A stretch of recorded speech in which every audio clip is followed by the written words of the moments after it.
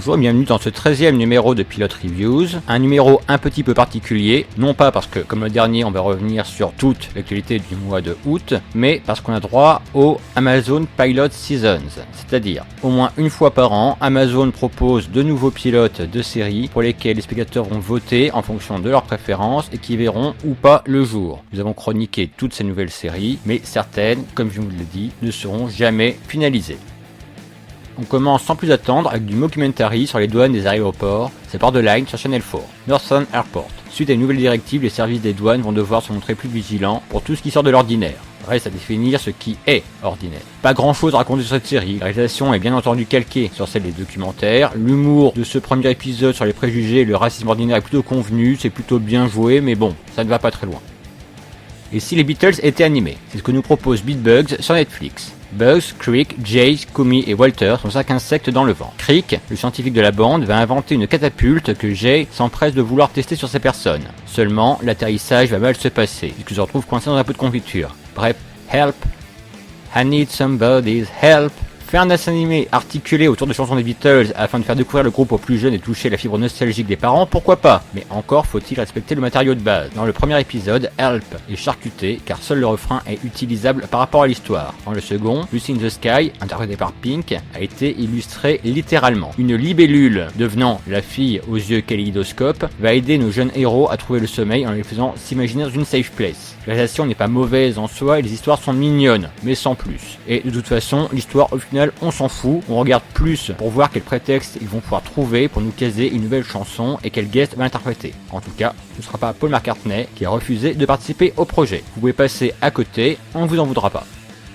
On continue toujours en musique, toujours sur Netflix avec The Get Down ou les années disco et la naissance du rap à Harlem vu par le réalisateur de Moulin Rouge. Ezekiel est prêt à tout pour séduire Mylène, une de ses amies désireuses de devenir la nouvelle Donna Summer. Pour ce, il va se lancer dans la quête d'un remix rare de la diva pour l'offrir à ses bien-aimés. Ses recherches du vinyle va l'amener à croiser la roue de Shaolin Fantastic, un graffeur qui va l'initier à la scène hip-hop alors naissante dans les quartiers de Harlem. L'histoire met pas mal de temps à démarrer, à se mettre en place, mais une fois que c'est parti, on en prend plein les yeux et les oreilles. C'est un peu comme si West Side Story rencontrait Spike Lee sous l'œil de Baz Luhrmann, à qui on devait déjà Moulin Rouge, Roméo plus Juliette ou encore Ballroom Dancing. Dès le premier épisode, tout est là. Les concours de danse disco, les premiers DJ, les battles de rap, mais également le Harlem décrépit des années 70. Notre pilote est plutôt long, 1h30. Mais à partir du moment où on rentre vraiment dans l'action, on ne voit plus le temps passer. Le projet, mené par Baz Luhrmann, aura mis 10 ans à aboutir. Il se fera aider pour bien s'imprégner de l'atmosphère de ces années par Graham Fletch, DJ légendaire de ces années auquel il rendra hommage tout au cours de la saison. Si vous regrettez déjà Vinyl, annulé après une saison, conseillez-vous donc avec The Get Down qui aborde un pan de la culture musicale des années 70 qui avait été timidement abordé dans la série de Scorsese et Mick Jagger.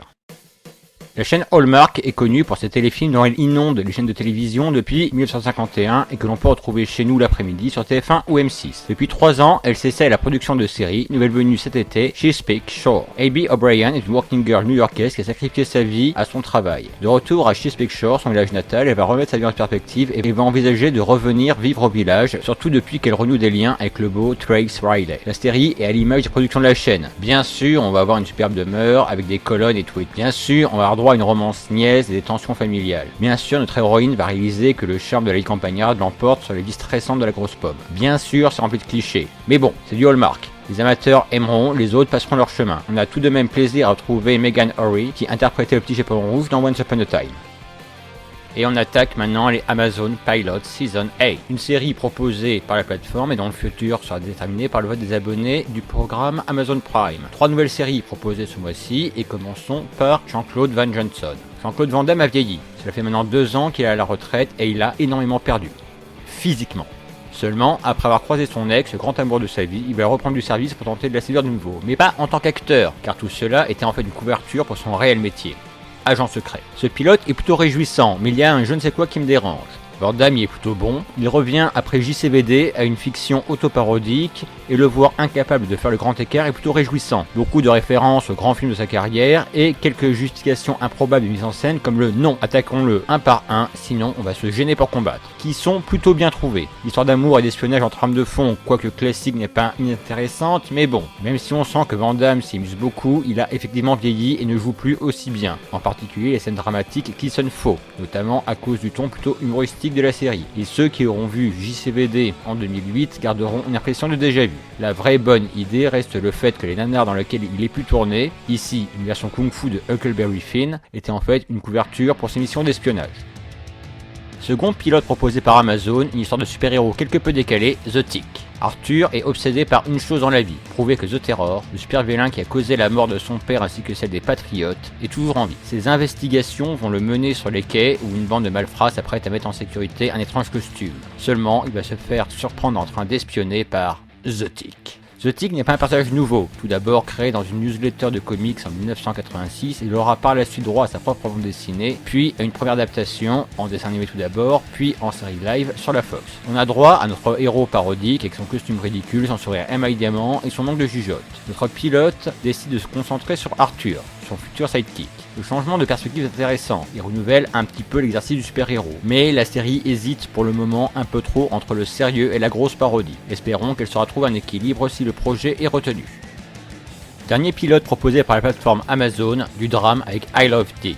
Chris est une jeune réalisatrice dont le long métrage vient d'être calé à la sélection de la Mostra de Venise et qui va accepter de suivre Silver, son époux, à Marfa au Texas, ville où habite une communauté universitaire de renom. Elle va y rencontrer Dick qui, au cours d'un repas, va démolir son travail sur la simple base qu'il est réalisé par une femme. Entre révulsion pour ses propos et attraction pour son charisme, Chris sera séduite par ce nouveau venu et ne pourra s'empêcher de lui écrire une lettre enflammée à travers laquelle commence à poindre sa remise en question. La série d'une adaptation du livre éponyme de Chris Kraus, publié en 1997. Les auteurs jouent avec les différentes applications du mot Dick, voulant dire à la fois connard et pénis. L'antipathie du personnage interprété par Kevin Bacon sera assez vite montrée et la manière dont, en une phrase, il va renverser tout l'univers et les convictions de Chris également, par le biais d'une mise en scène originale, parfois chaotique et de nombreux arrêts sur image, qui nous montre bien comment notre héroïne se remémore et fantasme ses souvenirs lorsqu'elle se décide à lui écrire une première lettre dont on découvre le contenu en aparté tout au long de l'épisode.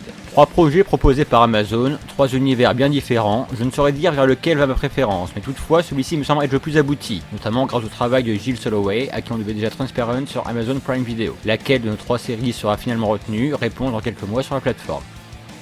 Habituellement, TLC nous sert de la Real TV. Pour la première fois, nous offre une série avec un soap politique, Too Close to Home. Voyons donc ça. Anna est une jeune politicienne qui s'est tirée des ficelles pour progresser dans la jungle de Washington. Sa sœur Bonnie, elle, vit dans la pauvreté dans l'Alabama et doit tant bien que mal s'occuper de sa famille et payer le loyer. Mais suite à un accident, Anna va devoir s'exiler auprès de sa famille. Quel accident, me demanderiez-vous? Elle a juste fait mourir le président des États-Unis dont elle est la maîtresse lors de leur débat. La série n'est pas mauvaise en soi, mais elle est déséquilibrée. On passe trop de temps en Alabama et pas suffisamment à Washington alors que c'est là que se déroule l'action principale. Il faut bien évidemment nous présenter l'endroit où Anna va trouver refuge après que la première dame ait décidé de la descendre en flammes, mais on y passe tellement de temps que les affaires à la Maison Blanche passent pour une intrigue secondaire. On pense beaucoup en cours de visionnage à des séries de Shonda Rhimes comme Scandal. Apparemment, par la suite, l'intrigue se situant à Washington continuera à être développée, mais bon, j'ai peur que le même déséquilibre scénaristique persiste.